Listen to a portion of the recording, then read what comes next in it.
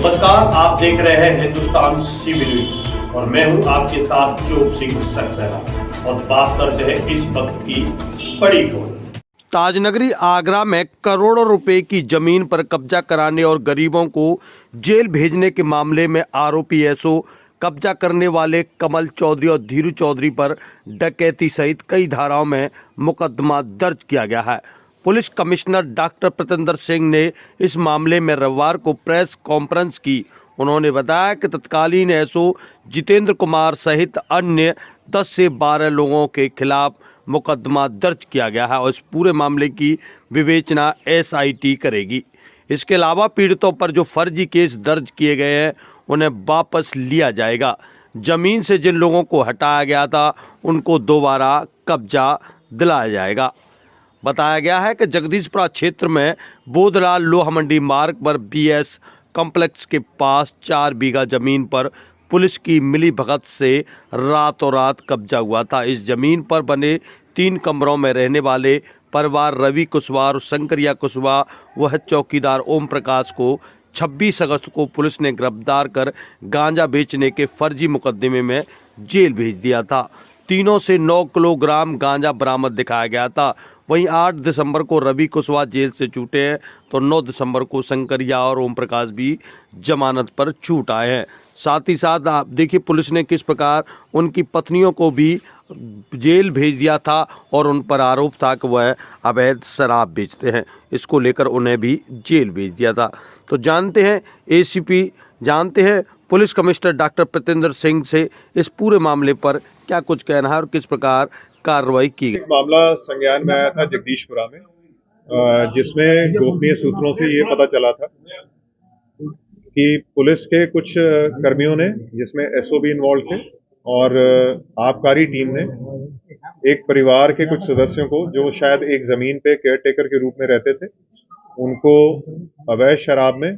और अवैध गांजे में बंद किया था और उसके बाद उस जगह का कब्जा तब्दील हुआ है। जब ये चीजें संज्ञान में आई, जो 3-4 दिन पहले संज्ञान में आई थी, हालांकि ये घटना अक्टूबर-नवंबर की है, तो डीसीपी सिटी ने एक रिपोर्ट दी थी जिसके बेसिस पे एसओ का और बाकी जो पुलिसकर्मी उसमें इन्वॉल्व थे उनके खिलाफ निलंबन की कार्रवाई की गई और उसके बाद उनकी विभागीय जांच एएसपी हरिपर्वत को दी गई और उसके साथ साथ ये पता किया गया कि इस पूरे प्रकरण में कौन वादियां हैं। वादिया को बुला के जो उन्होंने तहरीर दी, उस तहरीर के बेसिस पे कुछ पुलिसकर्मियों के खिलाफ और प्राइवेट लोगों के खिलाफ मुकदमा दायर किया गया और जो परिवार वहां पे रहता था, जिसको वहां से हटाया गया था, उस परिवार को पुनः वहां पे विस्थापित किया गया है और उसके अलावा जो भी उसमें लीगल प्रक्रिया करनी है, चाहे वो 145 सीआरपीसी की कार्रवाई हो, अगर आवश्यक होगी तो वो की जाएगी, अगर नहीं आवश्यक तो अन्यथा उस परिवार को वहां पे दोबारा से विस्थापित करवाया गया पुलिस के द्वारा। और जो भी इसमें पुलिसकर्मी इन्वॉल्व हैं या आबकारी विभाग के लोग इन्वॉल्व हैं, उनके खिलाफ विभागीय जांच करके उनकी जो भी उचित कार्रवाई, उनके खिलाफ सख्त से सख्त कार्रवाई है वो की जाएगी। और जो मुकदमा कायम हुआ और जो बाकी विभागीय जांच है, इसमें एक एसआईटी का गठन किया गया है जो डीसीपी सिटी की अध्यक्षता में पूरी कार्रवाई करेगी और उस जांच के बाद अगर आवश्यक होगा और भी कोई मुकदमे कायम होने की आवश्यकता होगी तो वो मुकदमे भी कायम किए जाएंगे, चाहे वो उस टीम के खिलाफ हो जिन्होंने अवैध गांजा बरामद किया या उस टीम के खिलाफ हो जिन्होंने वहां से अवैध शराब बरामद की। पहले उसमें जांच होगी और जांच होने के बाद अगर ये पाया जाता है कि ये सारी जो कार्रवाई थी ये गलत कार्रवाई थी तो वहां मुकदमा भी कायम होगा और भी जो कार्रवाइयां होनी होगी उनके खिलाफ कार्रवाई की जाएंगी। इसके अलावा इसमें जो भी विवेचक हैं उनकी क्या रोल रहा, क्या भूमिका रही, उसकी भी जांच की जाएगी और अगर आवश्यक होगा तो उनके खिलाफ भी सख्ती से कार्रवाई की जाएगी। सर, जमीनी कब्जे में पुलिस भी इन्वॉल्व रही, आबकारी विभाग वाले मौजूद हुए, तो इसके पीछे मास्टरमाइंड कौन है? क्या एक भूमाफिया ने नाम में पूरा सिंडिकेट चलाया? देखिए, ये कब्जे करने में लोग इन्वॉल्व रहे हैं पुलिस के या आबकारी विभाग के, ये तो मैं नहीं कह सकता हूं, लेकिन जो मुकदमा कायम हुए हैं उनमें डेफिनेटली इन्वॉल्व रहे हैं और उसमें कौन भूमाफिया या नहीं है, अगर जो वादिया ने जो नाम लिख के दिए हैं वो आप सबको एफआईआर की कॉपी एक दे दी जाएगी अगर उसके अलावा भी नाम आएंगे तो बिल्कुल उनके खिलाफ भी सख्ती से कार्रवाई की जाएगी। जब हम डिपार्टमेंट के जो लोग हैं उनके खिलाफ कार्रवाई कर रहे हैं तो जो भी इसमें भूमाफिया या कोई और इसमें इन्वॉल्व होगा उनके खिलाफ सख्ती से कार्रवाई होगी। सर आगे यदि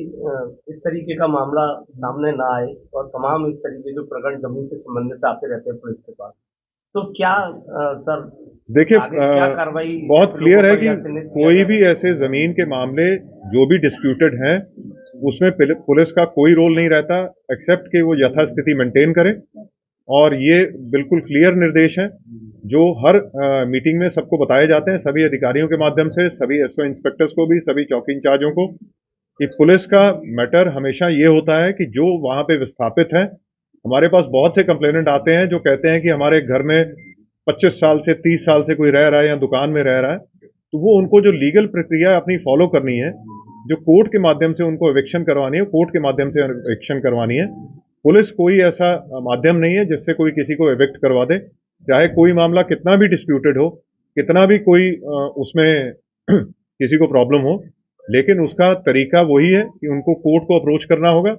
कोर्ट अगर कोई ऑर्डर करती है तो उसके बाद ही पुलिस एक्ट कर सकती, अदरवाइज पुलिस को यथास्थिति हमें हर हालत में मेंटेन करनी है। ये सर इसमें एक दूसरा पक्ष था नैनीचंद जैन जिसका नाम चल रहा है, उसके खिलाफ भी कोई कार्रवाई हुई है? देखिए जो भी इसमें इन्वॉल्व होगा, अगर जो आप नाम ले रहे हैं अगर उनके द्वारा ये किया गया तो वो क्लियर हो जाएगा इन्वेस्टिगेशन में, उन सब के खिलाफ कार्रवाई होगी जो भी इसमें इन्वॉल्व होगा, इसको खाली करवाने या कब्जा तब्दील करवाने में। और इसी के साथ जुड़े रहें आप हमारे साथ और देखते रहें हिंदुस्तान CB न्यूज।